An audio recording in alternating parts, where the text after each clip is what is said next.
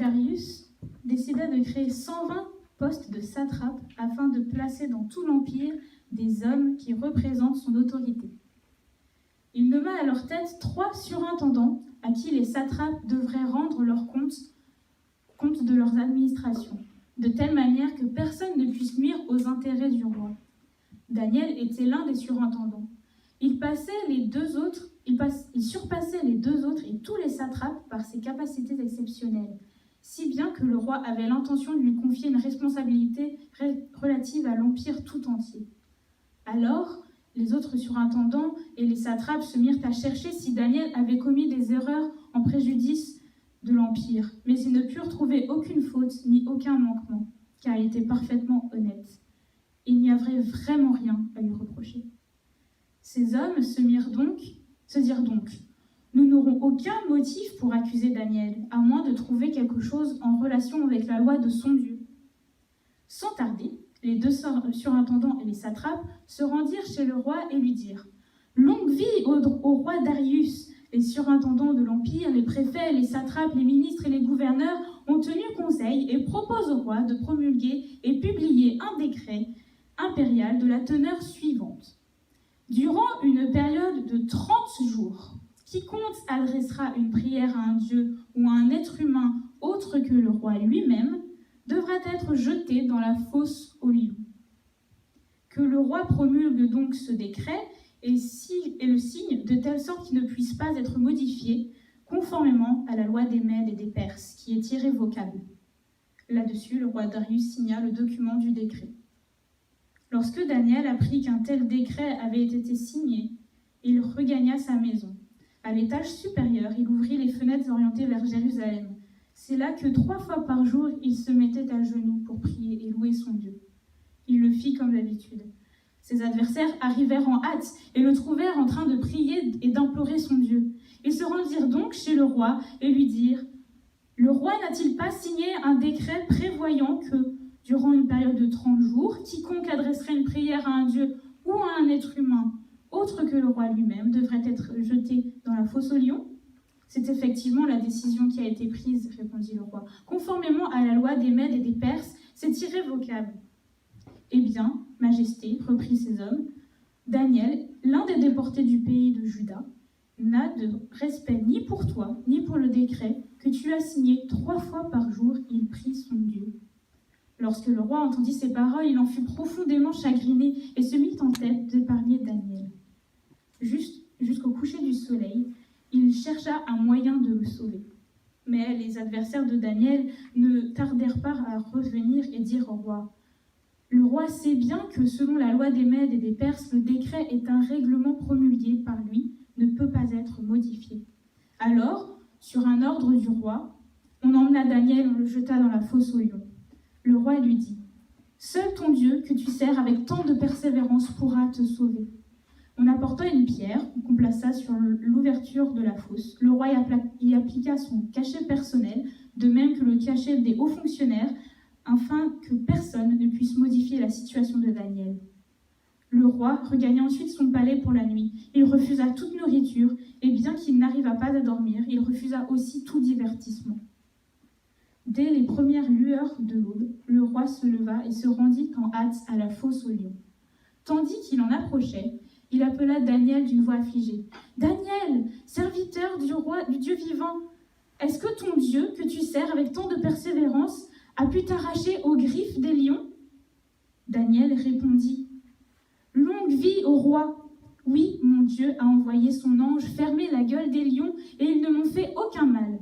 En effet, je n'étais pas coupable envers Dieu et je n'avais commis aucune faute non plus à l'égard du roi. » Rempli de joie, le roi donna l'ordre de remonter Daniel de la fosse. Dès qu'il en fut sorti, on constata qu'il ne portait aucune blessure parce qu'il avait eu confiance en son Dieu. Le roi ordonna ensuite d'arrêter les hommes qui avaient dénoncé Daniel et on les jeta dans la fosse aux lions avec leurs femmes et leurs enfants. Les lions les attaquèrent et broyèrent les os avant même qu'ils aient atteint le fond de la fosse. Ensuite, le roi Darius adressa le message suivant aux gens de tout peuple, de toute nation, de toute langue habitant la terre entière. Je vous souhaite une paix parfaite. Je décrète ce qui suit. dans tout l'empire placé sous mon autorité. Chacun doit manifester un respect absolu envers le Dieu de Daniel. Il est le Dieu vivant, lui qui subsistera toujours. Son règne ne cessera jamais. Sa souveraineté durera éternellement. Il délivre et il sauve. Il accomplit des prodiges et des miracles dans le ciel et sur la terre. C'est lui, en effet, qui a arraché Daniel des griffes des lions. Par la suite, Daniel occupa un poste important sous le règne de Darius, puis sous le règne de Cyrus, roi de Perse.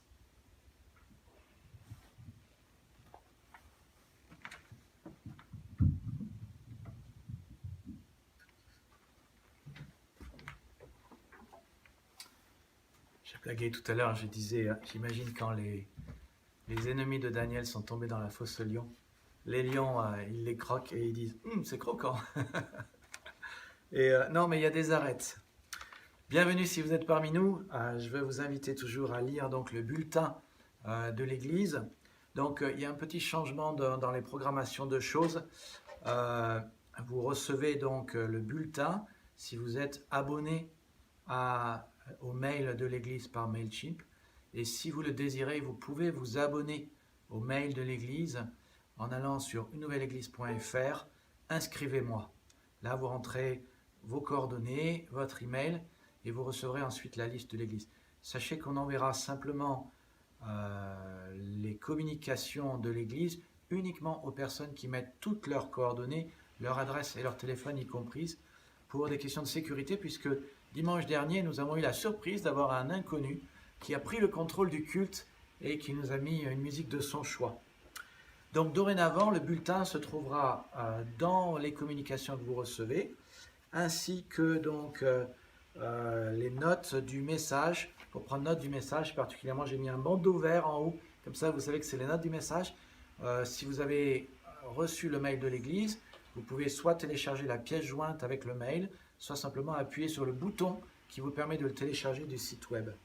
Je veux aussi vous encourager, si vous êtes parmi nous pour la première fois, à vous faire connaître en écrivant, en nous répondant avec la carte de communication. C'est pour que nous puissions mieux vous servir. Faites-nous part de vos décisions, de vos commentaires, de vos sujets de prière. Laissez-nous votre adresse. Vous imprimez la carte de com, vous pouvez la voir sur unenouvelle-église.fr, carte de communication. L'imprimez, vous la remplissez, vous nous l'envoyez ensuite par email sur unenouvelle-église@gmail.com. Alors, pareil pour les groupes de maison, donc un petit changement, le matériel des groupes de maison dorénavant se trouvera sur le site, je ne vous l'envoie plus, mais vous pouvez l'avoir sur le site en tapant Une Nouvelle Église, vous tapez dans Google Une Nouvelle Église, matériel groupe de maison, vous tomberez automatiquement là, et donc je vous invite à l'imprimer avant le moment du groupe de maison. C'est aussi un matériel pour nous faire réfléchir et approfondir le texte de Dieu, puisque c'est la parole de Dieu inspirée et elle est hautement utile pour nous enseigner à vivre une vie juste devant notre Seigneur.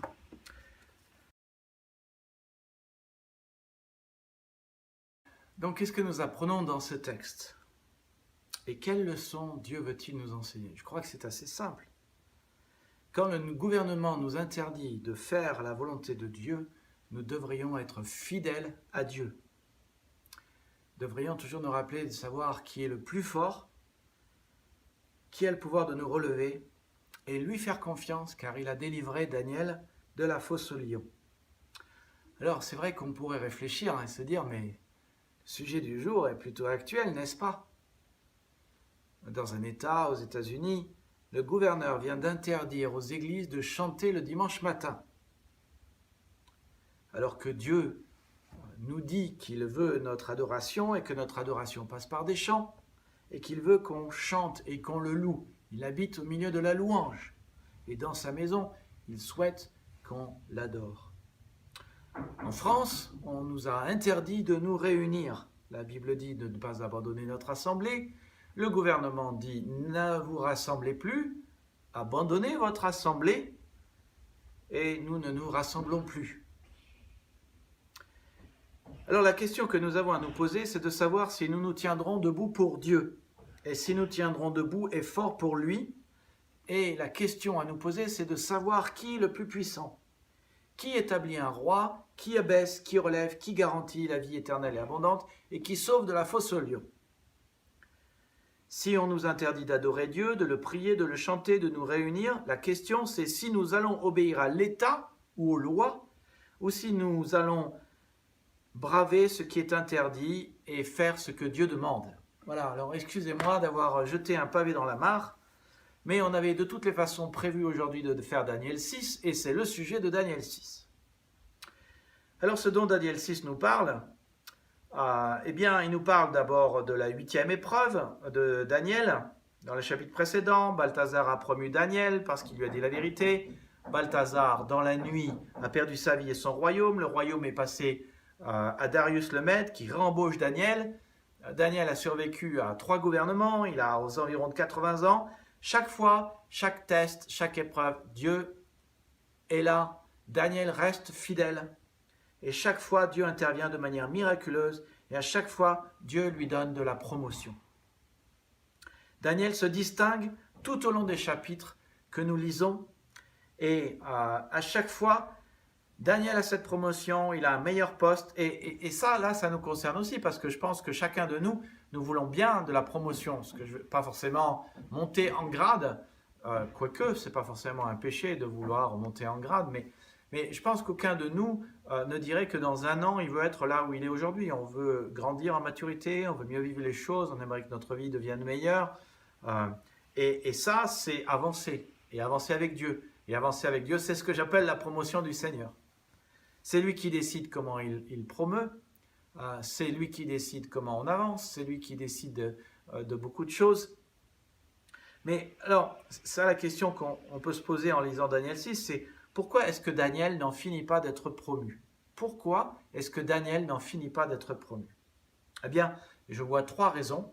D'abord, la question de ses compétences. Il est clair dans le texte que ses compétences professionnelles le distinguent. Ses compétences professionnelles le distinguent. Ses compétences faisaient qu'il se démarquait. Il était doué.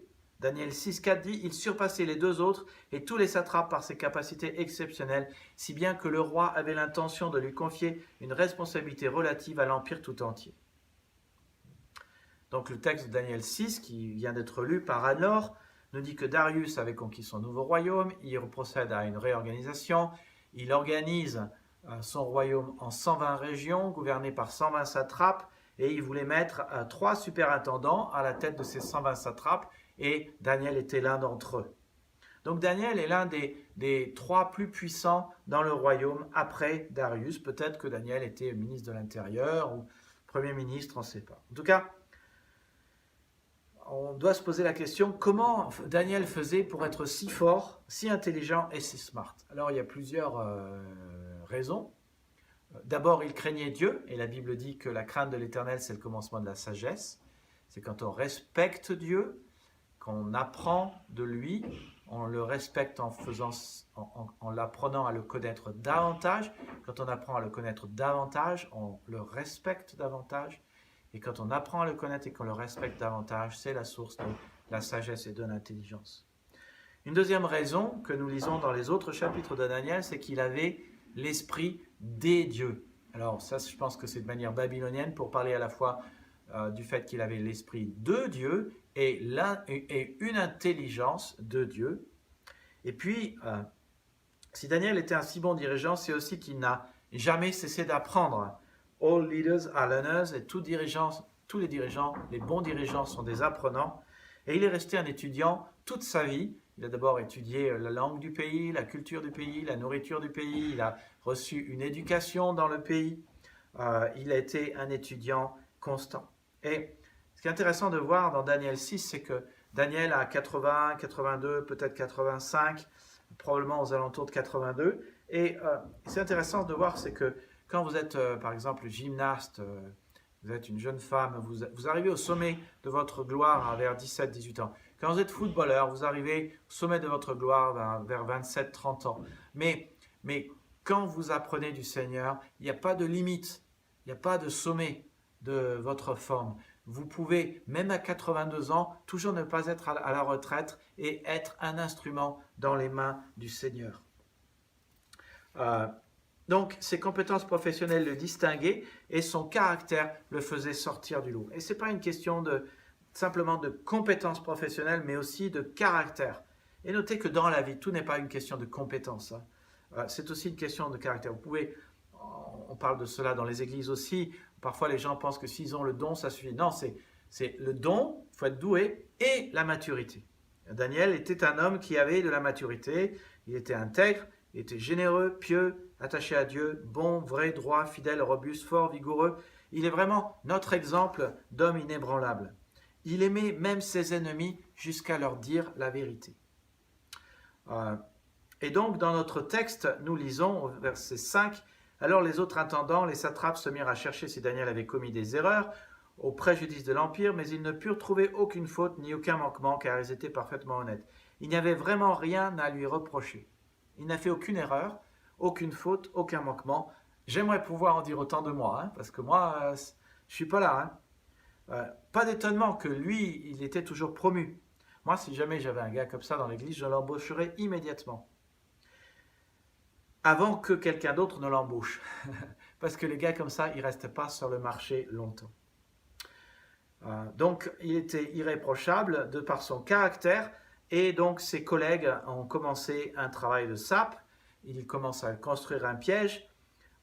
Il n'avait vraiment rien à lui reprocher. Et donc, la seule manière de le faire tomber, c'était de lui inventer un piège. Pourquoi cherchait-il à le faire tomber? Alors là, c'est encore des questions de spéculation. Peut-être qu'il voulait sa place. Moins il y a de personnes au sommet de l'État, plus il y a de chances de monter plus haut. Ça pouvait être parce qu'il n'aimait pas que quelqu'un qui ne soit pas de leur pays soit aussi haut à diriger le pays. Ça pouvait être qu'il devait lui obéir alors qu'il était juif et pas du pays. En tout cas, ils sont au courant de sa foi et des pratiques religieuses, du respect de la loi. Et peut-être qu'il y a une pointe de mépris quand ils disent au chapitre 6, verset 6, « Nous n'aurons aucun motif pour accuser Daniel, à moins de trouver quelque chose en relation avec la loi de son Dieu. » Donc ses compétences, son caractère, et puis son engagement public pour Dieu le fait briller. Son engagement public pour Dieu le fait briller. Et ça, c'est une règle simple dans la Bible, c'est que plus nous sommes proches de Dieu, Dieu qui est la lumière du monde, plus sa lumière vient dans notre vie et nous fait briller. En tout cas, donc, Daniel, dès le début de sa vie, a toujours été ouvert quant à sa foi. C'est un homme de lumière qui vivait dans la transparence, il ne se cachait pas. Souviens-toi, il a amené Nebuchadnezzar à croire en Dieu. Dès qu'il avait 15 ans, il a refusé de se souiller par la nourriture et les mets impurs. Il en a pris l'engagement, il a pris l'engagement au travers de toute sa vie d'être là pour Dieu, de se tenir debout pour lui, de se tenir courageusement pour lui. Et c'était une chose connue de tous, comme d'ailleurs le reflète le verset que je viens de lire dans Daniel 6, 5, 6. Les gens savaient que Daniel était parfaitement honnête, qu'il n'y avait vraiment rien à lui reprocher.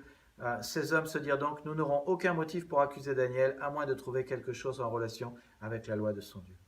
Et ça, c'est des hommes comme ça dont on a besoin en France, dans nos familles, dans nos églises. Nous avons besoin de dirigeants qui ne sont pas là pour servir leur ego personnel. La raison d'ailleurs, la source de la corruption, c'est cela, servir notre ego personnel. Mais qui sont là pour servir la nation. Et l'excellente école pour servir la nation, c'est d'être des serviteurs de Dieu. Parce qu'il n'y a que de servir Dieu qui nous détourne de notre ego. Il n'y a que de servir Dieu de manière désintéressée qui fait que nous devenons des vrais serviteurs et qui nous permet ensuite de bien servir notre nation, nos femmes, nos épouses, nos familles et nos églises. Donc revenons au texte. Ses collègues ont fouillé les placards, ils ont cherché des squelettes dans les placards, ils ont cherché des poux à Daniel, ils ont regardé s'il n'avait pas une petite tache ici, pas une petite imperfection là. Ils ont fouillé toute sa vie passée et il n'y avait rien. C'était un homme droit et irréprochable.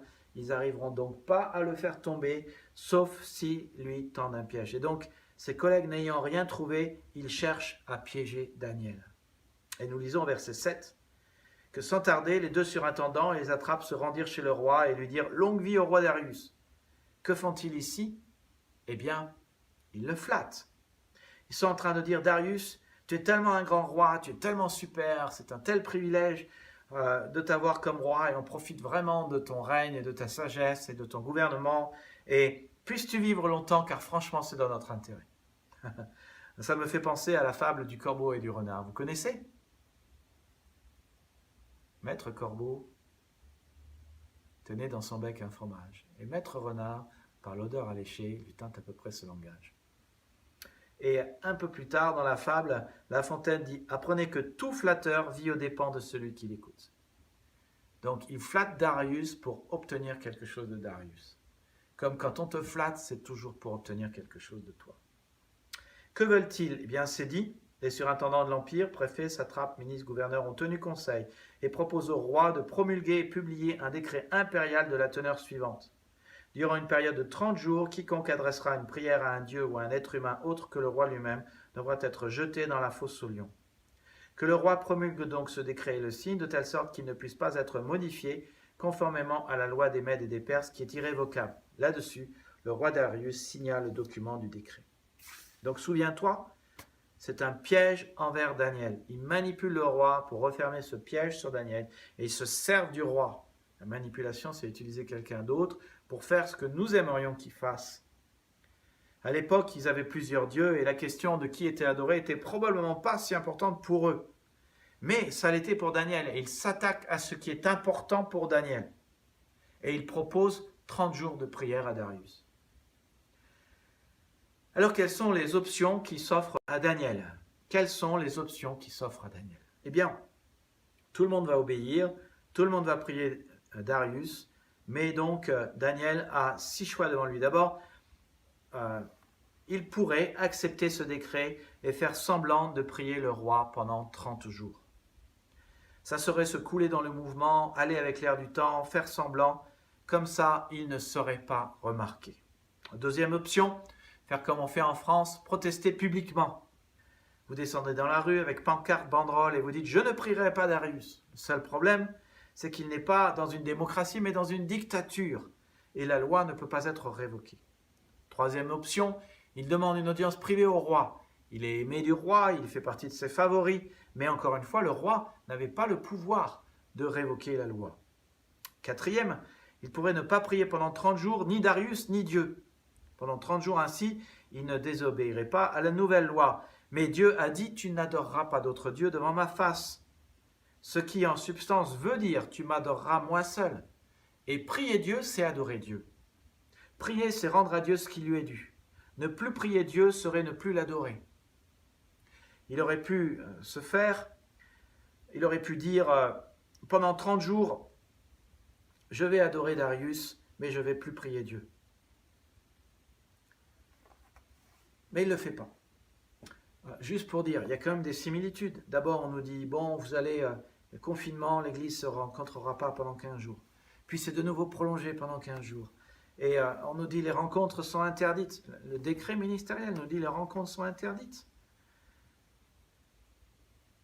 Ça ressemble étrangement, hein. Pendant une période de temps seulement, on nous demande de ne pas faire la volonté de Dieu. Et puis, cinquième option, il pourrait continuer de prier Dieu et de le faire en secret. Il aurait pu faire chacune de ces choses. Mais s'il avait fait chacune de ces options, les satrapes auraient gagné. Et s'il n'avait plus prié son Dieu, cela voulait dire aussi qu'il avait honte de son Dieu et que adorer son Dieu, ça n'était pas si important. Et il reste la sixième option. Et c'est ce qu'il va décider de faire. Continuer de prier Dieu en public, comme il l'a fait toute sa vie et comme le demande Dieu. Question, quelle option choisirais-tu? Celle qui te mènerait dans la fosse au lion ou celle qui est la plus facile? Je crois que la question clé à se poser, c'est qui est plus puissant? Qui est capable de nous délivrer? Jugez s'il est juste devant Dieu d'obéir à Dieu ou d'obéir aux hommes. Te tiendras-tu debout pour faire ce qui est juste, ce qui est droit? Ou feras-tu ce que la loi te demande? Sommes-nous prêts à faire ce que Dieu nous commande, quel que soit le lieu ou les circonstances que nous traversons? Ça, c'est la bonne question. Le choix de Daniel a été sans équivoque. Lorsque Daniel apprit qu'un tel décret avait été signé, Il regagna sa maison et à l'étage supérieur, il ouvrit les fenêtres orientées vers Jérusalem. C'est là que 3 fois par jour, il se mettait à genoux pour prier et louer son Dieu et il le fit comme d'habitude. En d'autres termes, il dit, je ne vais pas me cacher, je ne vais pas arrêter de prier Dieu, car prier Dieu est un acte d'adoration. Je continue de faire ce que j'ai toujours fait pendant des dizaines d'années. Il rentre à la maison, il ouvre les fenêtres, il prie vers Jérusalem, il se met à genoux, il loue Dieu, il adore Dieu et il le prie. Il le continue de faire comme d'habitude et rien ne change. Et les ennemis de Daniel sont là et ils savaient sans doute qu'ils le verraient. Il est pris la main dans le sac. Daniel savait ce qu'ils allaient faire. Mais, et c'est ça la grande question, pourquoi n'a-t-il pas de crainte? Pourquoi n'a-t-il pas peur? Pourquoi n'a-t-il aucune crainte à se mettre à genoux pour Dieu? Et pourquoi et comment Daniel est-il capable de continuer de prier? Comment fait-il pour vaincre sa peur? On ne sait pas s'il avait peur. Moi, je pense que nous aurions peur si nous étions à sa place.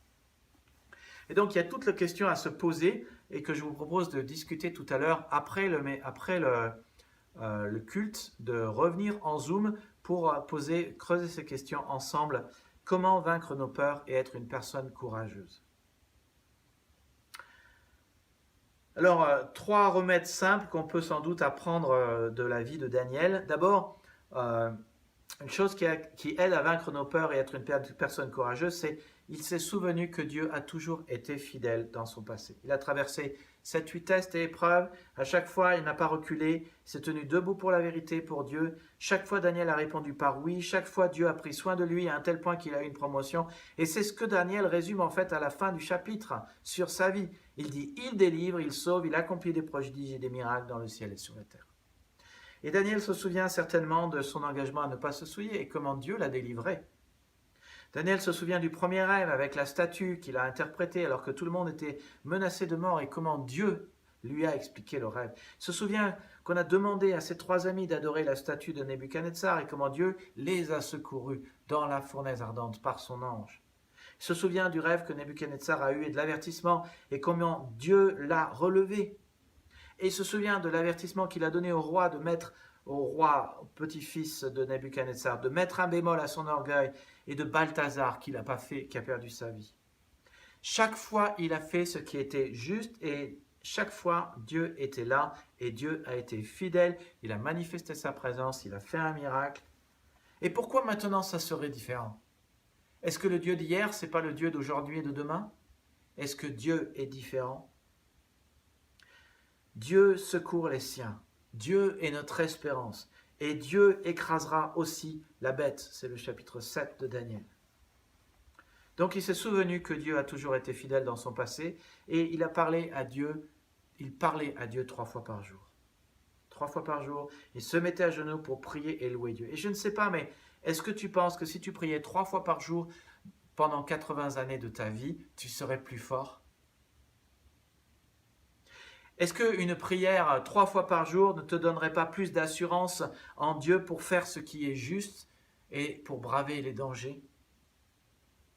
Est-ce que tu penses que louer Dieu et voir qui il est et ce qu'il fait te donnerait pas plus de force pour affronter les dangers et affronter la vie même si on te menace par des lois? Serais-tu moins insécure si tu avais cette vie de prière et de louange? Est-ce que tu serais moins sensible à la désapprobation des autres, moins dominé par la peur et moins apeuré? Est-ce que ça changerait ta vie? Le secret pour se tenir debout et fort pour Dieu, dans la fidélité, passe par s'agenouiller et prier Dieu 3 fois par jour. Reconnaître la seigneurie du Dieu de la Bible. Reconnaître qu'il est le Dieu de la résurrection, qui a la victoire sur la mort. Reconnaître qu'il est un Dieu de grâce. Le secret pour être fort et se tenir debout, c'est de pouvoir s'agenouiller et de louer et de prier Dieu. Daniel savait que ce qui compte, c'est l'approbation d'un seul et l'œuvre d'un seul, que ce Dieu pouvait élever et abaisser qui il voulait. Donc il s'est souvenu que Dieu a toujours été fidèle, il parlait à Dieu 3 fois par jour et il savait aussi que les récompenses étaient plus grandes que les risques. Est-ce qu'il y avait un risque à ne pas respecter la loi? Oui. Est-ce qu'il y avait une punition? Oui. Est-ce qu'il pouvait perdre sa vie? Oui. Mais il avait là un cas de conscience. Et il a répondu à ce que Pierre dit dans Acte 4, 19, « Jugez s'il est juste devant Dieu de vous obéir plutôt qu'à Dieu. » Et mes amis, nous devons aujourd'hui nous poser la même question parce que demain, et déjà aujourd'hui, il y a des lois humaines qui contredisent les lois de Dieu. C'est déjà le cas. On nous demande momentanément, pendant 1 mois, d'abandonner notre assemblée alors que Dieu nous dit de ne pas abandonner notre assemblée. On nous demande de ne plus chanter, même pour des bonnes raisons. Demain, avec la loi contre le séparatisme, on nous demande de ne rien dire qui pourrait être contre les lois de la République. Ça, ce n'est pas la laïcité. La laïcité, c'est libre de ne pas croire ou de croire, libre de ne pas s'exprimer ou de s'exprimer, et c'est la séparation entre l'État et le gouvernement et la République. Ça, c'est la laïcité. Et c'est fondé sur la séparation entre l'État et l'Église. Donc pas d'interférence entre l'État et le monde religieux. Et ce n'est pas le monde religieux qui fait les lois d'un pays. Mais pas d'interférence entre l'État et le monde religieux. L'un ne peut pas et ne doit pas prendre le dessus de l'autre. Et nous devons donc nous poser la question de savoir à qui nous obéirons. Daniel savait à l'avance que Dieu était supérieur et qu'il se tiendrait debout pour Dieu parce que Dieu pouvait le garantir d'aller au ciel. Il savait que les récompenses étaient plus grandes que les risques. Il savait que faire les mauvaises choses serait dévastatrice. Alors il resterait debout, fort et inébranlable pour Dieu et rester obéissant. Et chaque fois, Dieu le récompensait. J'aimerais que tu comprennes que se tenir debout est rémunérateur. Cela apporte des bénéfices, des avantages, des récompenses. Il y a des bénéfices à vaincre sa peur et à faire ce qui est juste, même si on nous menace de nous mettre dans la fosse aux lions. Alors, voyons ensemble quels sont ces bénéfices de se tenir debout et fort pour Dieu. Quels sont les bénéfices de vaincre nos peurs et d'affronter nos craintes. Si tu es dominé par la peur ou si la peur te travaille, je ne te juge pas. Moi, j'ai parfois des peurs aussi.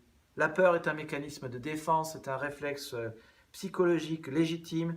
Je ne suis pas 100% certain que la peur soit un péché, mais tu peux laisser la peur te dominer. Et le problème quand la peur te domine, c'est que tu ne laisses plus Dieu te diriger, mais c'est ta peur qui te dirige. Et si ce n'est plus Dieu qui te dirige, Dieu te dirige vers des prairies vertes et des cours d'eau reposants. Mais la peur ne nous dirige pas dans des prairies vertes et des cours d'eau reposants. Si tu laisses la peur te diriger, tu vas dans un mauvais chemin. Alors je sais, on peut avoir la peur du qu'en dira-t-on, la peur de la désapprobation des autres, la peur des conséquences négatives, la peur de te faire manger par les lions, la peur de nous faire poursuivre par l'État, la peur de faire de la prison, la peur de perdre ton travail, ton salaire, toutes sortes de peurs.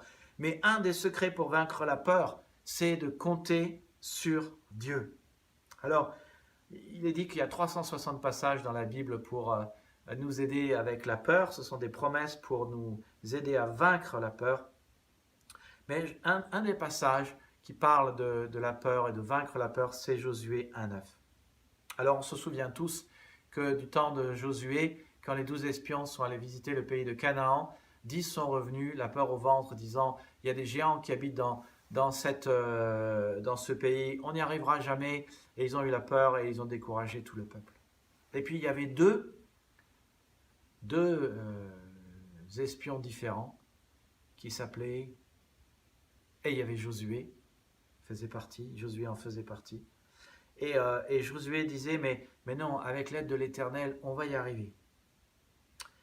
Un peu plus tard, dans Josué chapitre 1, versets 3 et 6 et 9, Dieu dit à Josué, « Tout lieu que foulera la plante de votre pied, je vous le donne comme je l'ai dit à Moïse. Vous aurez pour territoire depuis le désert et le Liban jusqu'au fleuve, le fleuve de l'Euphrate, tout le pays des Étiens, jusqu'à la grande mer vers le soleil couchant.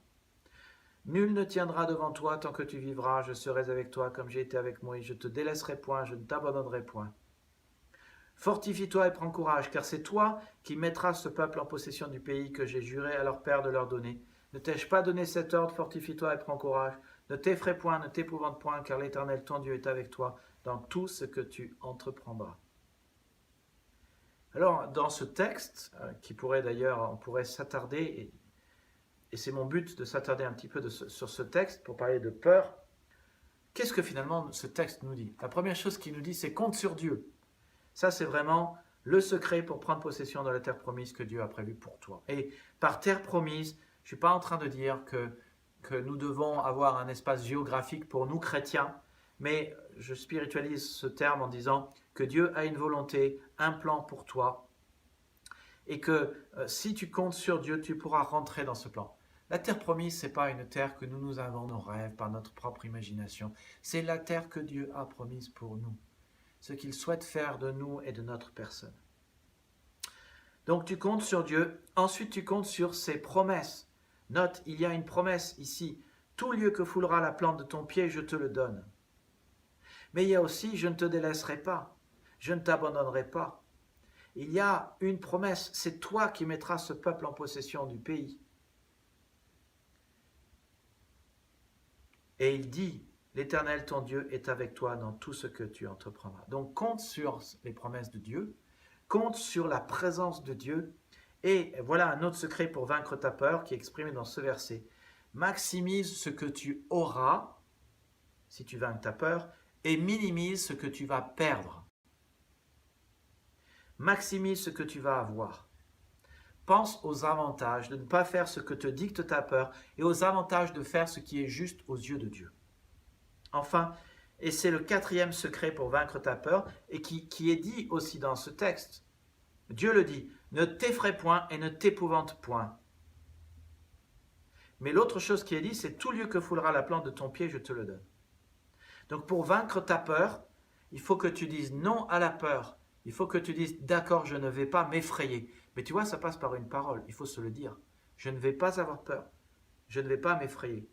Mais une autre chose qu'il faut dire, c'est affronter notre peur. Mais la seule manière d'affronter notre peur, c'est d'aller vers ce qui nous fait peur et de contrer ce qui nous fait peur. Se tenir debout pour Dieu et fort pour lui et vaincre notre peur, c'est toujours affronter notre peur, c'est toujours une victoire sur la crainte. C'est toujours une victoire sur la peur. Tu sais, la peur, c'est une émotion, c'est là, mais toutes les émotions sont éphémères. C'est seulement si tu réinvites constamment la peur et la crainte qu'elles te domineront. Et la peur et la crainte se réinvitent dans ta vie quand tu leur cèdes. Mais quand tu décides d'aller vers ce qui te fait peur et d'affronter tes peurs, tu te rends compte qu'en fait, devant toi, tu as des fausses apparences trompeuses qui te font peur. Mais elles ne sont pas factuelles, elles sont juste trompeuses. Dieu est réel, Jésus est réel, mais il y a plein de choses qui, parce que nous les écoutons alors qu'elles ne sont pas là, elles nous font peur. Et parce que nous refusons d'aller affronter nos peurs, la peur nous domine. Il faut affronter la peur, aller vers ce qui nous fait peur et essayer de tenir bon et de courageusement se tenir debout et fort pour faire ce que Dieu nous demande de faire. Tu refuses ce qui te paralyse et tu y vas quand même. Tout lieu que foulera la plante de votre pied, je vous le donne. Dieu maximise les avantages à ne pas écouter notre peur. Il nous donne les promesses, une promesse. Tu y vas quand même. Et il n'y a aucune manière de le faire. Exactement comme Dieu parle quand il parle à Gédéon. Il dit, va avec la force que tu as. Tu vas avec la force que tu as. Et Dieu dit, n'est-ce pas moi qui t'envoie? Tu te souviens que Dieu est avec toi. Tu fais à la lettre ce que Dieu dit en Josué 1,9. Ne t'effraie point. Tu refuses la peur, tu l'affrontes et tu fais face. Les bénéfices de se tenir debout et fort pour Dieu, eh bien, c'est aussi que ça fera grandir ta foi et ton caractère. On en a déjà discuté, je vous ai déjà dit, mais on ne grandit pas en musculation en lisant dans un bouquin de musculation. Il faut avoir la connaissance et la pratique. Il faut, avec nos muscles, faire des mouvements de va-et-vient. Il faut de la pression et de la tension sur nos muscles. Il faut avoir des défis à relever. Il faut un mouvement, du mouvement. Faire des efforts, les faire travailler. C'est la même chose avec la foi et le caractère. Notre foi et notre caractère ne grandissent pas simplement par de la connaissance, il faut les utiliser, il faut qu'ils travaillent, il faut qu'il y ait de la pression et de la tension et des efforts qui soient exercés avec notre foi et notre caractère, parce que c'est ce qui nous fait grandir. Si tu te tiens debout et fort pour Dieu, tu seras encore plus debout et plus fort pour Dieu plus tard. Si tu choisis, alors que ta vie est ébranlée, d'être inébranlé et inébranlable, alors tu grandiras en force et en caractère. Je pense à ce que Paul dit à Timothée, n'aie pas honte de rendre témoignage à notre Seigneur, n'aie pas honte non plus de moi, prisonnier pour lui, au contraire, accepte de souffrir avec moi pour la bonne nouvelle en comptant sur la force que Dieu nous donne. Eh bien, c'est exactement ça, il faut accepter la souffrance qui va avec la bonne nouvelle, il faut compter sur la force de Dieu et ça nous fait grandir. Mais si, par exemple, je sais que parfois nous avons peur de témoigner de notre foi et nous nous disons, ben, si je le fais, il pourrait se passer ceci, il pourrait se passer cela, etc. Et on ne le fait pas, mais ça cultive la peur. La seule manière d'affronter notre peur, c'est de se dire, je vais quand même aller parler de la bonne nouvelle à mes amis, de l'amour de Jésus, du plan de paix qu'il a prévu pour lui. Je vais quand même leur en parler. Et puis, de se tenir debout pour Dieu et d'affronter nos peurs, cela permet à Dieu de faire des miracles. La vérité, c'est que peu de gens ont vu de vrais miracles dans leur vie. Pourquoi ? Parce qu'ils ne se sont pas mis en situation où ils avaient besoin que Dieu fasse un miracle. Et Dieu, qui est un gentleman et qui respecte tout le monde, n'impose jamais ses miracles. Si on n'a pas besoin de lui, il ne s'impose pas et ne s'impose jamais. Tu ne verras jamais Dieu faire un miracle si tu n'es pas dans une situation où Dieu est obligé de faire un miracle. Réécoute sur YouTube les prédications sur que faire au sein de votre crise, où on voit que Jésus envoie ses disciples dans la tempête et il est là en haut de la colline et il voit ce que ses disciples font et traversent, il prie pour eux et au moment de la dernière heure, au moment de la 3e heure le matin, la dernière heure, les dernières 3 heures de la nuit, il va à leur rencontre. Il va à leur rencontre, il marche sur les vagues, il marche sur l'eau qui constitue leur propre cauchemar à ce moment-là et il calme la tempête. Mais les disciples avaient besoin de Jésus. Et puis Pierre est là et c'est l'autre message que je t'invite à réécouter sur YouTube. Le message s'appelle « Comment relever les défis de ta vie à coup sûr ». Et Pierre est là et dit, parce que Jésus a dit « Je suis Yahvé, je suis celui qui suis ». Et Pierre dit « Mais si c'est toi, Seigneur, dis-moi, fais-moi, dis que c'est toi, et ordonne et je viendrai, je marcherai sur l'eau. » Et Jésus dit « Viens ». Et Pierre commence à marcher sur l'eau. Mais tu vois, si tu restes au fond de la barque, dans cet espace sécurisant, tu n'as pas besoin que Dieu fasse un miracle pour ta vie. Et c'est ce qui se passe parfois dans notre vie. Nous nous plaçons dans des situations qui sont tellement confortables que nous n'avons pas besoin que Dieu fasse des miracles. Mais tu ne peux savoir si Dieu peut résoudre et veut résoudre ton problème que quand tu as des problèmes et que quand tu restes fidèle au Seigneur. Tu as besoin de faire ce qui est juste devant Dieu, comme Daniel, et retourner à la maison et à continuer de faire la volonté de Dieu pour sa vie. Et le résultat est qu'il y a des miracles qui suivent. Le texte nous dit que le roi regagna ensuite son palais pour la nuit, il refusa toute nourriture et bien qu'il n'arrivait pas à dormir, il refusa aussi tout divertissement. Daniel 6, 19. C'est un miracle en soi. Le roi est malheureux, il rentre chez lui et il n'arrive même pas à dormir. Et l'autre miracle, c'est dans Daniel 6, 23. « Oui, mon Dieu a envoyé son ange fermer la gueule des lions, ils ne m'ont fait aucun mal, dit Daniel. » Dieu envoie un ange. Et Daniel n'est pas mangé par les lions. Tu vois, se tenir debout pour Dieu, être fidèle et juste, ça permet à Dieu de faire des miracles. Et quand Dieu fait des miracles, cela donne aux autres croyants un exemple à imiter. Tu sais, quand tu fais ce qui est juste au travail, à la maison, ça encourage les autres croyants. Ils voient ton courage et le courage est contagieux. Je suppose que tu as déjà vu Braveheart. Mais dans Braveheart, le héros, quand il est courageux, eh bien tout le monde est courageux. Et c'est la même chose dans une entreprise. Tu sais ce qui fait une bonne ambiance dans une entreprise? C'est un chef qui est un bon chef et qui crée une bonne ambiance. Mais quand le leader, le héros, détermine l'ambiance, tout le monde est dans cette ambiance. Quand le leader et le héros est courageux, tout le monde est courageux. Et note ici que dans Daniel 6, Daniel est courageux. Darius, finalement, après cette nuit, va le voir et d'après Daniel 6, Darius semble s'être converti.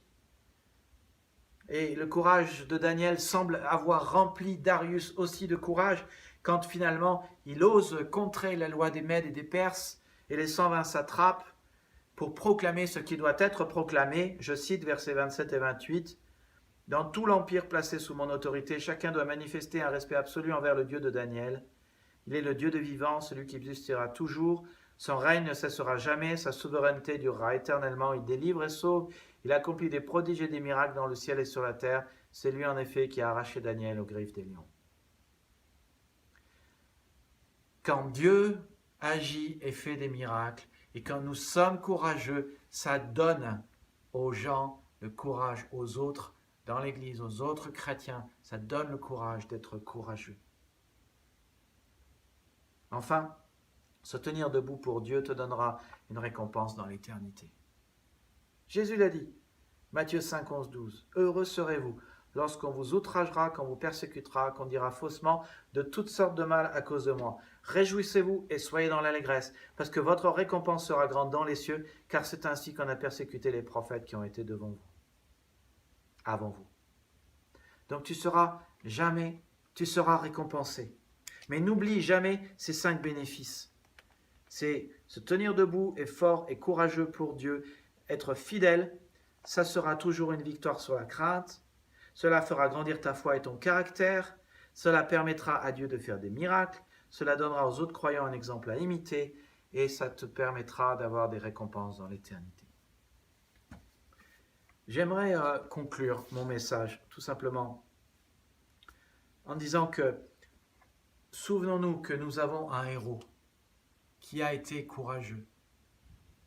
Ce héros qui est le Seigneur des Seigneurs et le Roi des Rois a accepté de mettre pendant un temps sa pouvoir de côté et son égalité avec Dieu. Il n'a jamais cessé d'être égal avec Dieu, mais pendant un temps, il a dit, c'est pas ça qui compte pour moi, je vais descendre, je vais être un vrai homme. Il dit le jour de sa naissance à son père, tu n'as accepté ni offrande ni sacrifice pour le péché, pour le pardon des péchés. Mais moi, je viens pour accomplir ta volonté, pour être le sacrifice. Il a été un serviteur, il a été notre serviteur. Pendant environ de 30 ans, peut-être 33 ans, il a été un homme de bien qui a appris l'obéissance par les choses qu'il a souffertes. Il a été un charpentier, il a appris son métier. Puis après, il a servi les hommes. Il était un homme de bien. Il chassait les démons, il purifiait les lépreux, il faisait voir les aveugles, il arrêtait les pertes de sang chez les femmes, il calmait les tempêtes, il nourrissait des foules qui n'avaient pas à manger. Il était à la fois un homme de bien et un prophète de bien, et il dit de lui-même qu'il était le Fils de l'homme. Lisez Daniel chapitre 7 pour voir ce que le Fils de l'homme veut dire.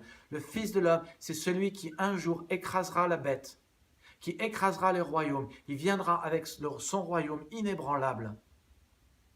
Ce Jésus-Christ s'est rendu obéissant jusqu'à la mort pour que nous puissions avoir une éternité auprès de Dieu, que nos péchés soient pardonnés, que nous puissions vivre en paix avec Dieu, en paix avec nous-mêmes et avec les autres, notre prochain et les membres de notre famille. Il veut que nous vivions la paix. Ce Jésus est notre héros. Il est l'inébranlable. Il est celui qui est fort, qui a été fort pour nous. Il a eu la victoire sur la mort, sur le péché et sur Satan. Il est ressuscité, il a été couronné de gloire et d'honneur. Il est le Seigneur des Seigneurs et le Roi de Rois, et il est assis sur son trône de gloire et de grâce, toujours prêt à répondre à nos prières. Il a vaincu la mort. Et aujourd'hui, les chrétiens dans le monde, dans certains endroits du monde, sont interdits de chanter et d'adorer leur Dieu, et nous, on nous interdit de nous réunir alors que Dieu nous dit n'abandonnez pas votre assemblée, le gouvernement dit abandonnez votre assemblée et nous disons oui, amen et nous ne nous réunissons pas. Dites-moi cette réponse. C'est vous qui êtes le juge. Est-il juste d'obéir à Dieu ou est-il juste d'obéir aux hommes? J'aimerais savoir quelle est votre réponse à ce sujet.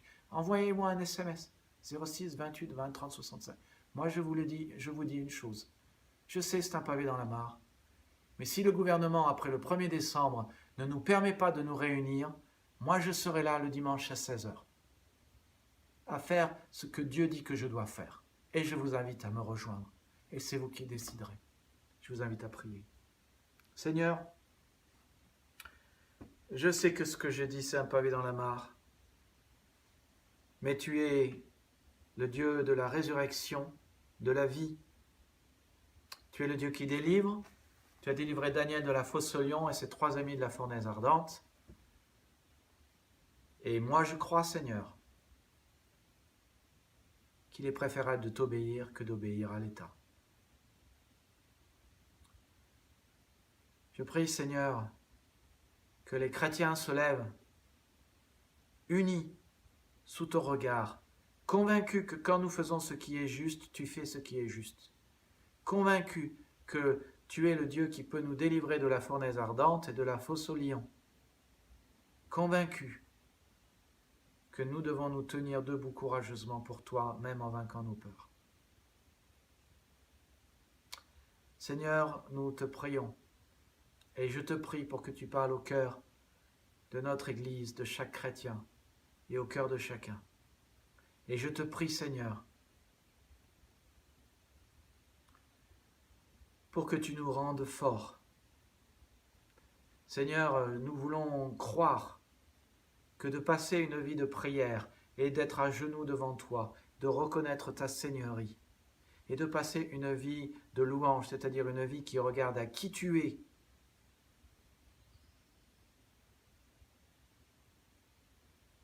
Nous voulons croire que de regarder à ce que tu as fait dans nos vies et aux miracles que tu as fait dans la parole et dans nos vies. Nous voulons croire, Seigneur, que ça nous donnera d'être forts. Permets-nous de cultiver notre relation. Permets, Seigneur, que nous puissions le faire plusieurs fois par jour. Aide-nous à cultiver une vie de louange et de prière. Aide-nous d'être des hommes de ta parole.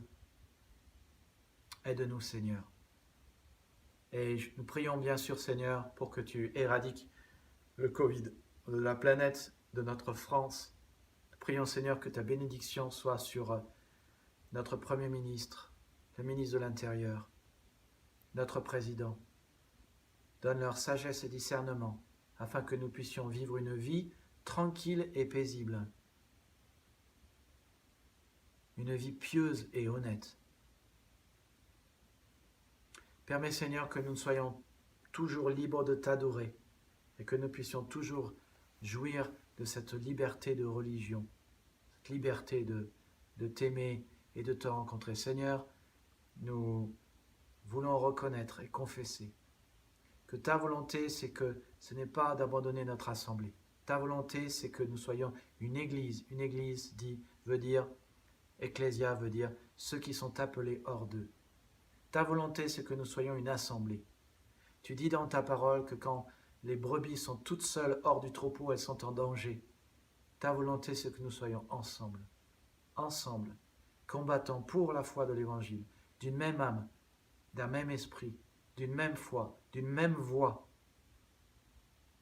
Et tu nous dis que c'est combattant ensemble qui est la manière de vivre dignement de l'Évangile. Et nous prions, Seigneur, que cela arrive, et nous te supplions que cela arrive. Amen. Mes amis, Priscille a lu ce verset tout à l'heure. Ayant reçu un royaume inébranlable, exprimons à Dieu notre reconnaissance chaque jour. Je veux vous encourager à continuer d'agir et d'œuvrer pour le Seigneur et d'être inébranlable pour lui, sachant que votre travail et votre œuvre ne sera pas vain dans le Seigneur. Que notre Dieu vous fortifie, vous affermisse, vous donne de tenir debout et vous donne d'être inébranlable cette semaine, à faire sa volonté qui est bonne, agréable et parfaite et qui est le meilleur que Dieu ait prévu pour notre vie. Que Dieu vous bénisse et à tout de suite sur Zoom pour des questions d'approfondissement et pour prier ensemble aussi pour la situation.